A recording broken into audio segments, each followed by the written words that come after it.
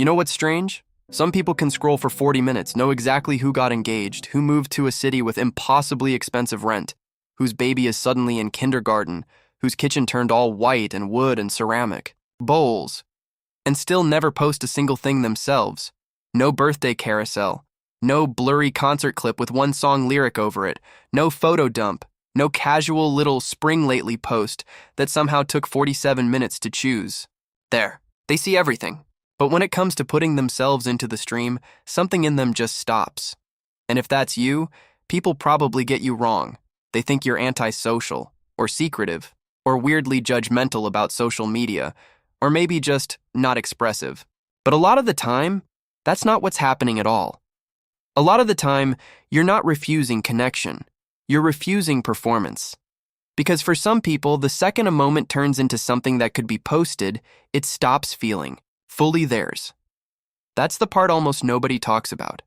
You can be having a genuinely good day, take a photo because the light is nice, look at it, even type out a caption, and then suddenly feel this tiny wave of resistance.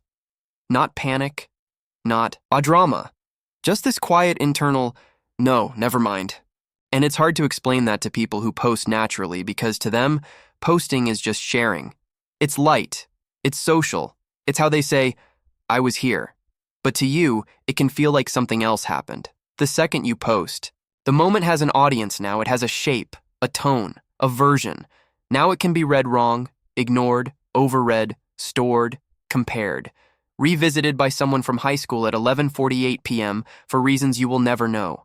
And your nervous system knows that even if you don't say it out loud, so what people call not posting is often something deeper. It's a relationship to visibility. Some people feel more real when they're witnessed. Other people feel more real when they're not. That doesn't mean you're cold. It doesn't mean you're hiding some huge secret life. Sometimes it just means your inner world doesn't like being flattened into an update because social media quietly asks you to do two things at once: live your life and package it. And you may be completely fine with the first part. It's the second part that tires you out. Psychologists have a useful distinction for this. In a review in Current Opinion in Psychology, Ann Schlosser separates self-disclosure from self-presentation. Self-disclosure is when you actually reveal something true about yourself. Self-presentation is when you manage how you'll be seen, and social media tends to blur those two until they're almost impossible to separate. Even a completely honest post is still shaped by timing, audience, wording, and feedback. That's why some people freeze. Not because they have nothing to say, because they can feel the edit happening in real time. They can feel themselves choosing the less embarrassing photo, trimming the caption, removing the sentence that sounded too eager, too sad, too much, too little. They can feel the strange shift from "this is my experience" to "this is my experience as it will appear to others." And once you notice that shift, it's hard to unnotice it. So you stay quiet. Not always consciously, but consistently. And here's the strange part. The people who never post are often not less aware of social dynamics. They're more aware of them. They notice subtext. They notice who gets validated. They notice which posts are really bids for reassurance. Which ones are status signals. Which ones are loneliness dressed up as irony. Which ones are actually sweet. And which ones are trying very hard to look effortless. They notice all of it, which means posting never feels neutral. It feels loaded. In a 2013 paper in Personality and Individual Differences, psychologist Gwendolyn Seidman found that people higher in conscientiousness tended to be more cautious in online self-presentation, while different traits predicted different reasons people used Facebook at all. That's important, because it means hesitation online is not always insecurity or social failure. Sometimes it's caution. Sometimes it's self-awareness. Sometimes it's a stronger sensitivity to what public expression actually costs. And, honestly, that makes sense. Offline, you can tell a story at dinner and adjust it in real time. You can see someone's face. You can feel if the moment lands wrong. You can soften, clarify, laugh, move on. Online, you post once and the version of you just sits there, frozen.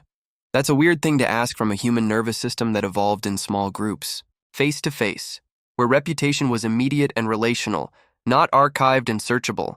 So if part of you resists turning your life into a mini press release, that's not irrational. That's actually pretty sane. Sometimes this comes from temperament. You may have always had a stronger boundary between what's felt and what's shown.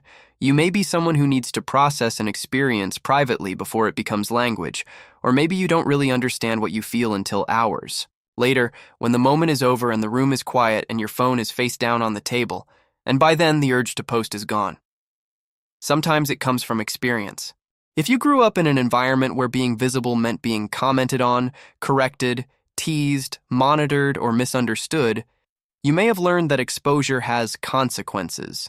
Not huge, dramatic consequences, just enough small ones to make privacy feel safer. So now, even when no one is actively judging you, your body still treats visibility like a negotiation. You don't post the vacation photo, not because you didn't love the trip, but because you don't want the weird aftertaste of being perceived. You don't post your partner, not because the relationship isn't real, but because once it becomes public, it somehow feels more fragile. You don't announce good news too early, because some part of you wants to protect it from other people's eyes before it fully becomes yours. That is such a specific feeling, and if you know it, you really know it. There's also this weird paradox at the core of people who never post. Your silence can be the most honest thing about you, and it can also be its own form of control. Both can be true. Sometimes you don't post because you genuinely don't need the attention.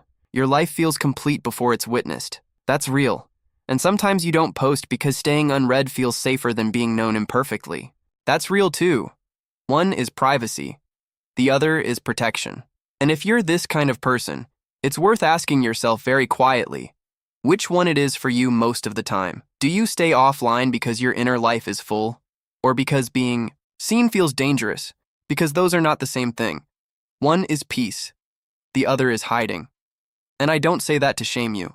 I say it because people who are good at disappearing often get praised for being private, when sometimes what they're actually doing is making sure nobody gets enough access to hurt them. That strategy works until it starts costing intimacy.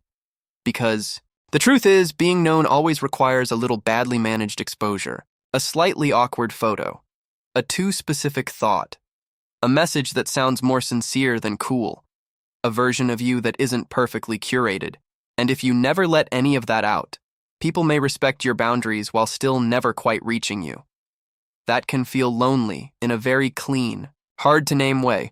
Not dramatic loneliness, just a quiet sense that people know your updates maybe, but not you. Or worse, they know almost nothing at all, because you trained them to expect nothing.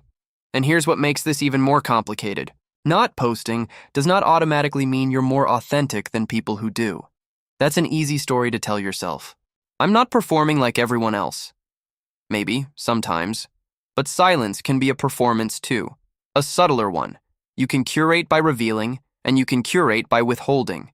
You can build an image through oversharing, and you can build one through mystery. That doesn't make you fake. It makes you human. Everyone manages visibility somehow. You just do it by omission instead of display. And honestly, there's something almost tender about that.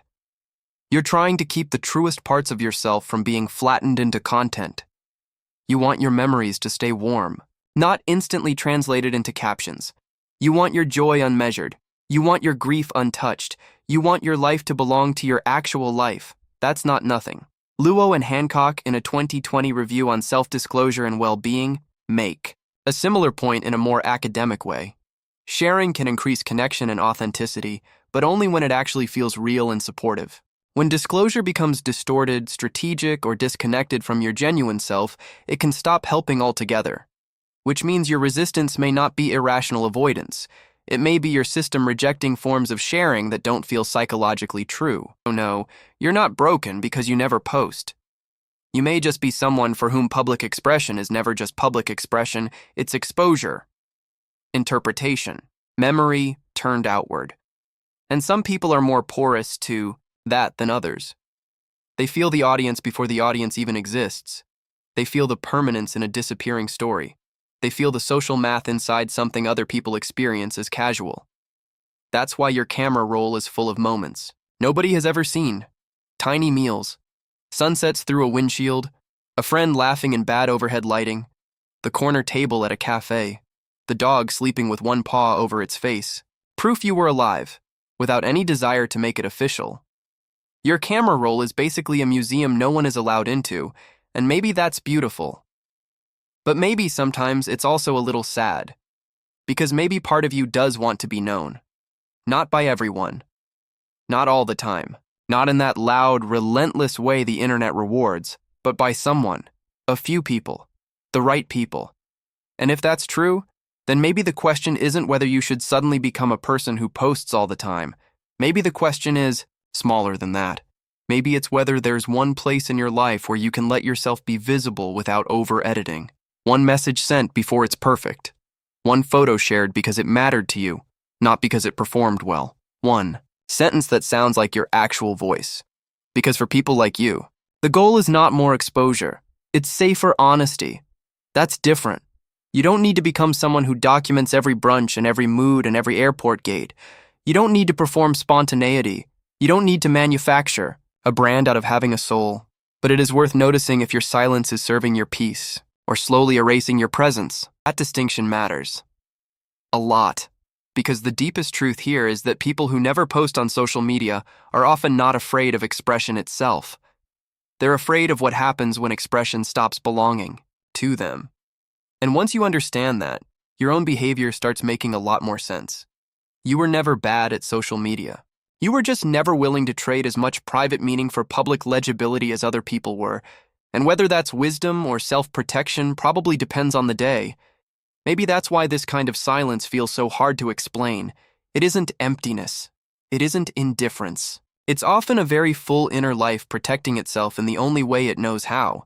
So if you're this kind of person, maybe the real story isn't that you have nothing to share. Maybe it's that your life has always felt too personal to turn into a feed. What's one thing you almost posted once but kept to yourself? If this hit home, subscribe.